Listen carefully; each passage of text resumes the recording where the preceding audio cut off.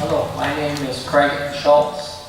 I'm a concerned father and citizen that lives 49 miles from the Palisades nuclear power plant. Thank you for being here tonight and giving us an update on the status of the plant.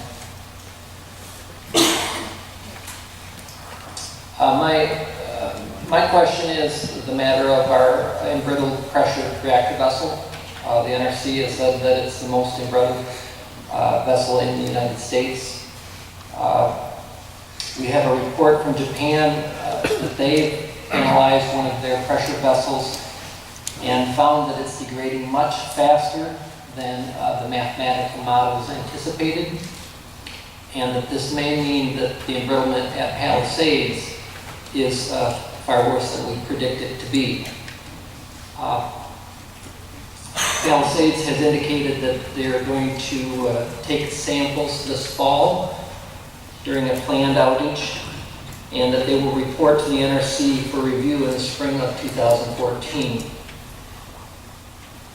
My question is, my concern is if our pressure vessel is critically embrittled, we can't risk the health and safety of our community by delaying this testing for this long. So my question is, why are we putting it off until this fall? On average, the plant over the last 18 months has needed to shut down about every 9 weeks. So why should we wait till this fall to take the sample? Why don't we just take it the next time that it's shut down? Thank you, Craig. Mark, I think this is my question, and thanks, Craig, for your question. My name is Mark Kirk. I'd like to just address, before we get to the question about Palisades and inspections and sampling, I'd like to address your question about the news from Japan, and specifically referring to the fourth surveillance sample that was taken from the Genkai plant. As you're aware, because of what you cited, that created a lot of interest in Japan. The fourth surveillance sample was indeed not very well predicted by the Japanese predictive model.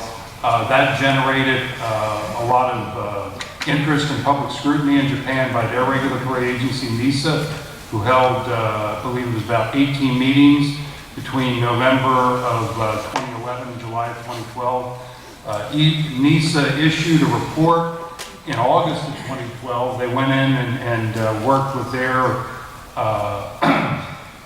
regulated industry, and they also worked with their universities to do detailed laboratory investigations of the sample, and just some of their conclusions from their August 2012 report. From their detailed metallurgical investigation, they found that there really wasn't an anomalous embrittlement mechanism that was active at the fluences or at the amount of radiation exposure that the plant is currently experiencing. However, the sample that was anomalous is irradiated to a much higher level, and I'll discuss that in the context of the Palisades plant. And so they did identify that there's a possibility for unpredicted levels of embrittlement at radiation exposures that are indeed far beyond what Genkai will see in the next 20 years, and very much further beyond what Palisades will see. So the point you brought out about Japan has been reviewed thoroughly in that country, and they've identified research issues that they're going to be undertaking, and indeed we're doing similar things in this country to address that issue. Now, can I stand and point, or is there a pointer? I think your other question, Mark, just a second, get the microphone so people on the phone can hear you. good. Okay, I think your other question had to do with Palisades and sampling this fall, and whether it was prudent to delay that. So I'm going to get to that question in a minute, but first I think it's necessary to get a little bit of background about how we monitor Palisades, and indeed how we monitor the level of embrittlement in all reactor vessels in the United States and indeed around the world. So in the diagram, you see this is a quarter section of the pressure vessel. This dimension here is about 8 inches thick in Palisades. And what we do, of course, the core, which is in the center, of course, producing power, but it's also spitting out neutrons all the time. As those neutrons impact the steel, they change the steel at a microstructural level, they harden it, and in fact, they embrittle it. So, and what we have, excuse me, in place is a surveillance monitoring program where we place surveillance capsules, either they're affixed to the vessel wall or they're affixed to the core support structure. And this is just a photograph of one of the small samples, and there are many, many of these samples in each surveillance capsule. These are placed in the reactor at the time it's manufactured, and indeed Palisades has added a supplemental 2 capsules. They're then taken out periodically, excuse me, and tested. So the purpose of surveillance is to monitor the embrittlement of specific steels in specific plants. That's what's done at Palisades. That's what's done at all plants in this nation and indeed across the world. An important thing to realize here that gets to your issue of delay is this provides advanced information on the embrittlement of pressure vessels. The amount of embrittlement is in many ways proportional to the distance that the material is from the neutron source. And of course, what we're interested in to make sure that the vessel is safe, that it maintains its structural integrity as it's operated, we want to know what the level of embrittlement is in the pressure vessel. But if you'll notice here, the surveillance capsules are placed closer to the core, so they embrittle at a quicker rate. So for example, this capsule here might accumulate the amount of radiation damage in 5 years that the vessel would accumulate in 60 years. So that's why, and I'll continue to talk about your question of the sampling this fall. What will become apparent in the graph on the next page is we already know where the plan is going, not just in 2017, not just in 2031, which is the end of their current operating license, but far into the future past that. This just summarizes some of the data sources for Palisades. We get information from their initial surveillance program, from 2 supplemental capsules that they added in the 1990s, and indeed from other plants that have the same well as in the Palisades reactor. So we go to the next slide, please. Oh, I can do that. If I, down. There we go. Okay, so I'm sorry. Technology. Okay, so what I'd like to do is orient everybody on this graph. The vertical axis is the amount of embrittlement. So higher values indicate more embrittlement. And up at the top here at 270 degrees Fahrenheit, we have the, what some of you are probably familiar with, what we call the pressurized thermal shock screening criteria.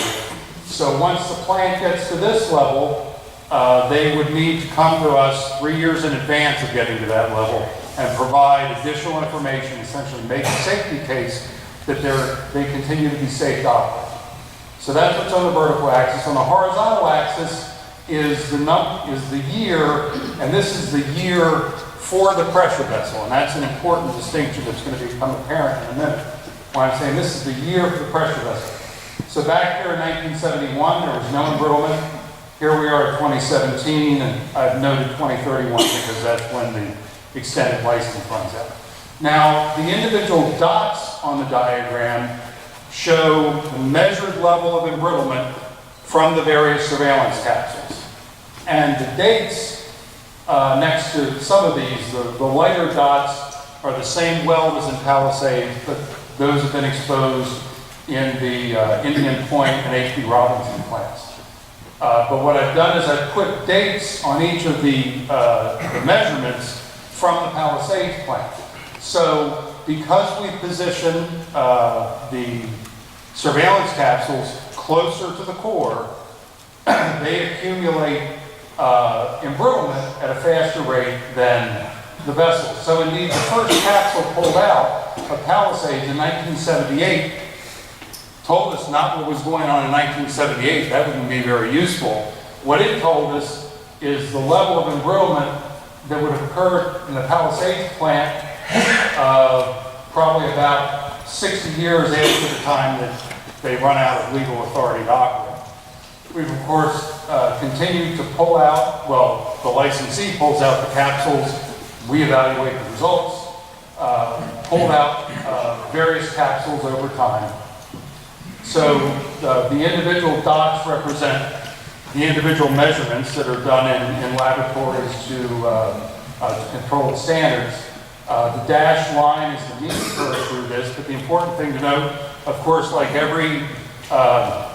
really everything in life, every measurement, there's uncertainty in it. So in order to address that in a safe way, the Nuclear Regulatory Commission, I should be able to say that because I work for them, doesn't use the mean curve for regulatory purposes. They use an upper bounding curve that goes above all the data. And so what you see, and this is data I know some of you are familiar with, is that in 2017, based on the current database from Palisades, the Palisades reactor will reach the pressurized thermal shock screening criteria. So now, specifically to your question, sorry you had to wait, about the 2017 inspection, that's not really surveillance at all. They're doing a non-destructive inspection of the reactor vessel to look for small cracks in the reactor vessel. They need that information, however, combined with this information as part of the safety case that we expect they may be bringing to demonstrate their continued compliance with the BTS rule. So maybe more information than you wanted. I just do want to get to my highlighted points. We've known about the level of embrittlement in Palisades for a long, long time, as has the licensee. We planned for it, so have they.